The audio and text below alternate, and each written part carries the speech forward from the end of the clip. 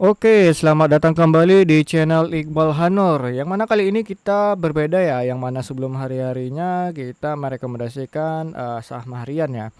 Tetapi malam ini kita membahas bagaimana pergerakan ISG ke depannya, karena ini merupakan hal yang sangat penting bagi teman-teman semua ya, termasuk baik itu trader maupun investor saham. Karena dengan adanya pergerakan ISG ini tentunya teman-teman bisa mengambil keputusan investasi ataupun trading dengan lebih hati-hati. Maka dari itu hari ini saya langsung mengarahkan bagaimana pergerakan ISG, kenapa ISG belakangan ini justru drop. Yang mana sebelumnya kita telah konfirmasi bahwa ini kedepannya bisa naik ya sesuai analisa teknikal kita yang telah kita buat kemarin. Tetapi hari ini malah justru dijebol. Kenapa bisa seperti itu? Apa saja sentimen yang mempengaruhi dan bagaimana pergerakan ISG ke depannya dengan keadaan market yang anomali saat ini? Oke, langsung saja kita telah menuju di chartnya ya. Yang mana hari ini ya ISG ini kalau kita ngeliat dari time frame 4H-nya ini benar-benar sudah dijebol ya, yang area yang saya telah bikin di strong supportnya. Yang mana kemarin itu telah membentuk tweezer bottom di candle 4H-nya. Lalu ternyata hari ini di close melemah di bawah area strong supportnya yang telah saya bikin di 7.539 dan sekarang di 5.505. Yang artinya kalau kita ngelihat dari secara chart ya berarti ini potensial bahwa di hari Senin ISG bisa saja masih mengalami penurunan ya sebelum nanti pada hari Selasa atau tanggal 5 November nanti yang ada event yaitu US election, yang artinya sekarang seluruh investor di seluruh dunia mengalami psikologi yaitu wait and see. Mereka nunggu dulu ya. Yang artinya kalau kita melihat dari cara ya ini para investor maupun trader terutama asingnya mereka ya wait and see dulu ya. Kalau ngelihat dari segi cara ini ISG ini masih bisa turun dulu ya untuk di hari Senin. Sebelum nanti di tanggal 5 nanti ya ini baru adanya pantulan dan semoga aja ya pantulannya itu kuat dan kembali lagi ke sini. Nah, oke. Ini harapan saya bahwa ISG beneran bisa memantul kuat pada tanggal 5 nanti. Kita tandai dulu dengan warna kuning ya berlebih jelas dan ini kita tandain bold ya. Nah, semoga ISG akan seperti ini pada tanggal 5 nanti ya. Ini di hari Senin bisa jadi ISG dibawa turun dulu ke area sini.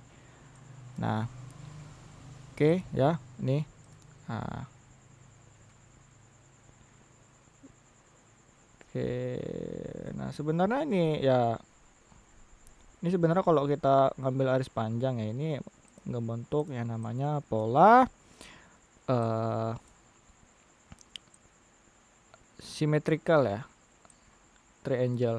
Yang mana seharusnya ini menjadi area turun ya.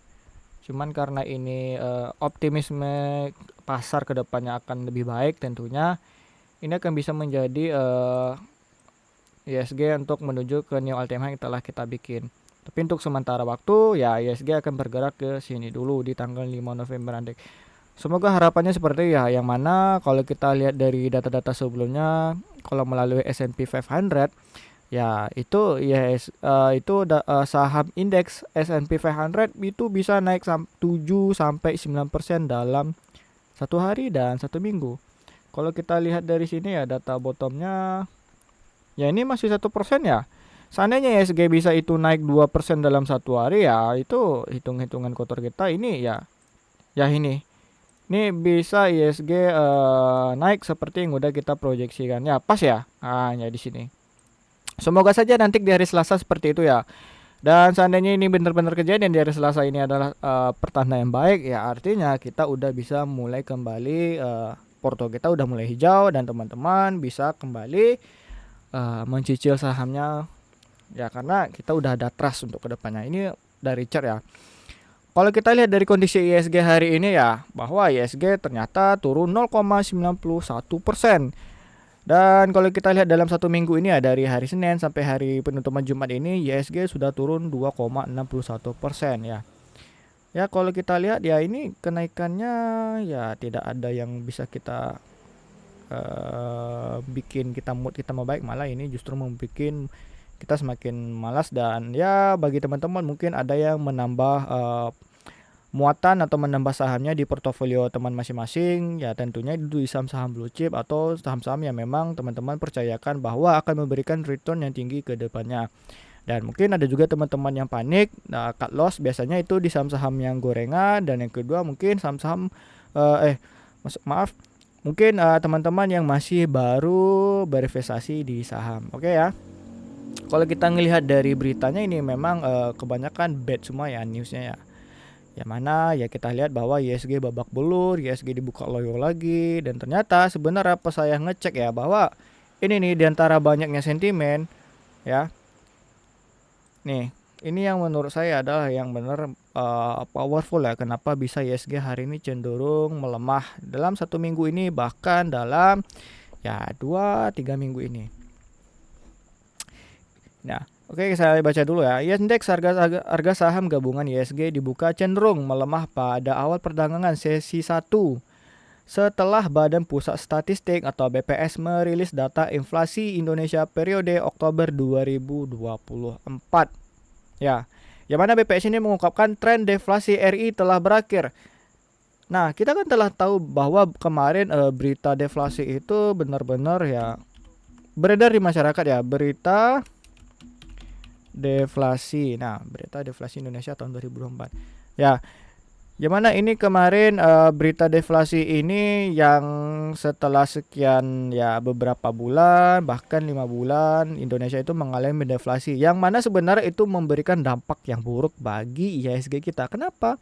Karena dengan adanya deflasi ini bahwa masyarakat tadi udah mulai berkurang tingkat konsumtifnya, yang artinya perusahaan udah mulai mengalami penurunan laba lagi, yang artinya kalau itu berjalan dengan lama maka bisa saja terjadi adanya PHK atau pengangguran itu semakin bertambah. Nah, artinya itu bukan tanda yang baik untuk suatu pertanda indikator ekonomi negara kita. Ya, walaupun negara lain tetap sama sih. Lalu kita lihat bahwa ya ini BPS telah memberitahukan bahwa tren deflasi RI telah berakhir ya. Nah, cuman kenapa masih turun ya? Lalu saya lihat lagi data-datanya, ternyata di sini data purchasing ya, data purchasing index PMI ya, atau PMI manufaktur yang dirilis S&P Global hari ini menunjukkan PMI manufaktur Indonesia terkontraksi ke 49,2 pada Oktober 2024, yang mana angka ini tidak berubah dibandingkan September. Ya, berarti selama September, Oktober, dan November ya, berarti 2 bulan ke belakang ini ternyata PMI manufaktur kita itu mengalaminya stagnan ya. Kalau PMI manufaktur kita itu stagnan, artinya tidak adanya tanda pertumbuhan di sektor-sektor manufakturnya kita, yaitu atau bahasa sederhananya adalah perusahaan-perusahaan manufaktur kita itu mengalami stagnan atau tidak adanya pertumbuhan. Misalnya adanya perusahaan-perusahaan yang mengolah bahan baku menjadi barang jadi itu untuk diekspor ke luar negeri. Ya, itu memang sebenarnya pertanda baik atau buruk ya? Sebenarnya buruk, yang seharusnya ya PMI manufaktur itu memberikan sebuah data yang baik antara tiap bulan, kuartal maupun anual. Cuman ya kita udah nggak bisa memaksakan PMI manufaktur kita itu bagus, karena manufaktur di luar negeri pun sekarang mengalami kontraksi ya. Nah, oke ya. Lalu nih bentar, kita kemarin tadi ada juga saya baca di sini ya. Nah, ISG babak belur dihajar bejibun sentimen negatif. Oke ya. Nah, dari eksternal, pasar yang tampaknya berhati-hati menunggu kejelasan lanjutan mengenai kondisi ekonomi makro dan hasil pemilu presiden Amerika Serikat ya. Yang seperti sudah bilang tadi di tanggal 5 November tadi. Jadi karena menunggu hasil atau pilpres nanti ya, biasanya pasar memang mereka akan mengkoreksi dulu, terutama para net flow yang tadi. Mereka kan karena ini investor luar negeri, mereka akan terfokus pada negara adidaya ini, siapakah yang akan menjadi pemenang. Dan harapan kita bersama ya Ya, pribadi saya mungkin Donald Trump akan lebih baik untuk memimpin ekonomi negara Amerika ke depannya, dan itu akan memberikan dampak saham seluruh dunia yang akan menjadi lebih baik ya. Nih, dan satu lagi juga kondisi ekonomi makro untuk menantikan laporan Ketenagakerjaan Amerika Serikat untuk mengukur kesehatan pasar tenaga kerja menjelang pertemuan kebijakan moneter The Fed dan pemilihan Pilpres yang ketat pada minggu depan atau hari Selasa ini. Nah, ditambah ya, Cina di Pilar Mas mengatakan bahwa data PMI manufaktur umum Caixin menunjukkan kenaikan menjadi 50,3 pada Oktober dan sebelumnya 49,3 pada bulan September. Yang mana ini merupakan sebenarnya yang tanda bagus ya. Cuman ya itu kan di Cina, dan seharusnya data manufaktur yang bagus adalah yaitu dari Amerika itu sendiri dan juga dari negara tercinta kita Indonesia.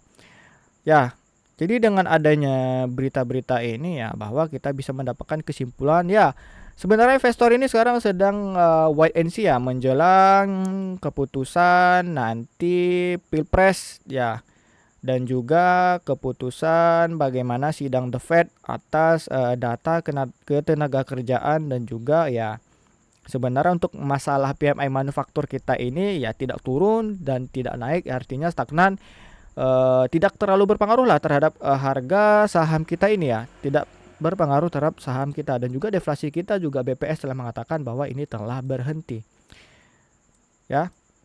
Jadi ini merupakan ya kenapa ISG belakangan ini mengalami penurunan ya, karena ya investor itu memang mereka ingin ngebuang barangnya dulu ya sebelum nanti mereka akan nge-buy lagi setelah pemilu nanti itu dimulai ya. Nah, ini udah pas nih, udah prediksi saya udah pas banget nih pergerakan ISG ke depannya seperti ini. Ya teman-teman, jadi itulah gambaran saya terhadap bagaimana ISG ke depan, current event dan sentimen-sentimen aja yang mempengaruhi selama ini terhadap pergerakan ISG kita. Mungkin teman-teman di sini sedang memegang sektor banking ya, itu teman-teman tetap trust, jangan panikan, dan mungkin bagi yang hold belum ada dana ya udah stay aja nunggu kan. Kita harus tetap conviction terhadap trading plannya kita sendiri, oke? Masalah Halloween effect itu sebenarnya ya mungkin ya Halloween effect ya, bentar. Saya lupa nih saya bahas Halloween effect. Kalau kata orang sebenarnya Halloween effect ini ya Halloween effect saham ya.